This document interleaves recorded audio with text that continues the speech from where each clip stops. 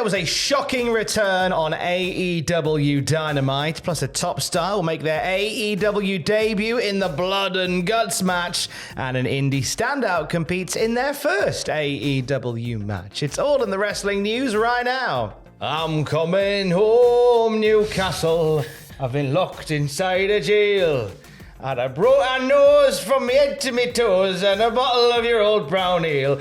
Of course, we're talking about the return of Pac. He's back, baby! He's back, and I was watching aghast, Tom. I was like, ooh, this is a nice little I was watching thing. with a Ghastly, which is a Ghastly. Pokemon. That was very good. He's my mate. In the closing segment of last night's Dynamite, the BCC attacks Kenny Omega before revealing Pac as the final member of the Blood and Guts team. Pac took the microphone and chastised a wounded Omega for breaking his nose months ago and keeping him out of action. Now, Pac last wrestled for AEW in January in the final match of the Best of 7 series between the Elite and Death Triangle for the Trios Championships. And Kenny apparently shattering his nose into a million pieces. Turned it into sand. Horrible mess. Good to see Pac back on screens in time for a small little show they're doing next month in the UK. A little tiny show. I was thinking that might roll over to that show. Maybe we get Kenny and Pac. Owen. What if we get Kenny and Pac and Will? Oh, hello. You are teasing me with a good time, Tom. You are threatening me with your jubblies.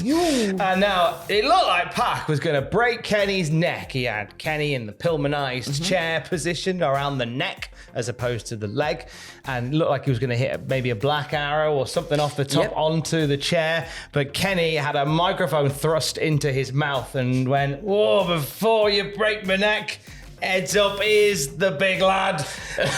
Heads up, here's the big lad. It's exactly what he did. Don't watch it back. It's exactly what he said. We then get a video on the screen hyping Kota Ibushi. The mighty Boosh is coming at AEW. He's the 5th man for the team of the Elite, now known as the Golden Elite. Yes. Now, Kota wasn't there in person, but the video allowed the other members of the Elite, Adam Page and the Bucks, to regroup and run off the BCC to end the night. So, the Golden Elite, which is Kenny Omega, the Young Bucks, Page, and Ibushi, taking on the Blackpool Combat Club, Jon Moxley, Claudio Castagnoli, Wheeler Yuta, Takeshita, and Pac. Oh, I think Pac's a fantastic fit in that group as well, isn't he? Great fit for that group. Great fit for that match. I can't wait. I'm so glad. I feel like it was always going to be Ibushi, but at the same time, it feels good that it's officially announced and that we get to watch this. We get to watch this very, very soon. Very excited.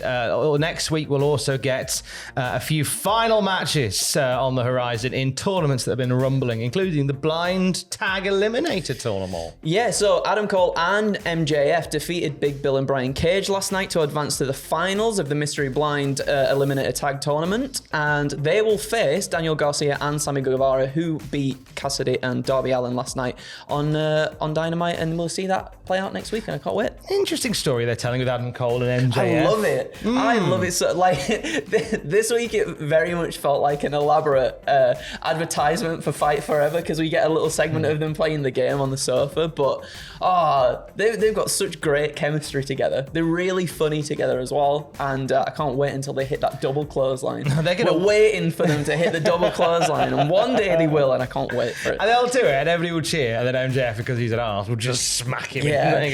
MJF is so good at pretending to be a babyface. And I love that so much about him. And like, everybody's cheering for him and stuff as well. Obviously, I assume, because you got Adam Cole in the mix there too. But, man, they're just so good together. Also, we'll have the finals of the Owen Hart tournament. They will be taking place on Collision this Saturday from Owen Hart's home of Calgary, Alberta, Canada. Who's in the finals? Well, Ruby Soho is once again. I'm very singy today. Wait, because Ruby, yeah, I get it. Sorry, I get it, Tom. Got a song of me out today. I do apologise. She's going to be in the finals of the Owen Hart women's tournament. Last night, she defeated Sky Blue in a really good match. A very, very good match. It's in a lot of people praising it online, and it is like really competitive. And yeah, she's going to either face Willow Nightingale or Ring of Honor Women's Champion Athena. I believe Willow was supposed to have her match last week, but she wasn't medically cleared to be able to do so, so it's been moved to, I believe believe, Rampage. Yes. Well, that's the final stop before the finals. It is. And then for the men's final, we've got CM Punk taking on Ricky Starks, which I can't wait for either. I think Starks to win the whole thing. I think so as well. I think that's so a nice too. feel. I enjoyed CM Punk getting booed in that opening round match. That was good times.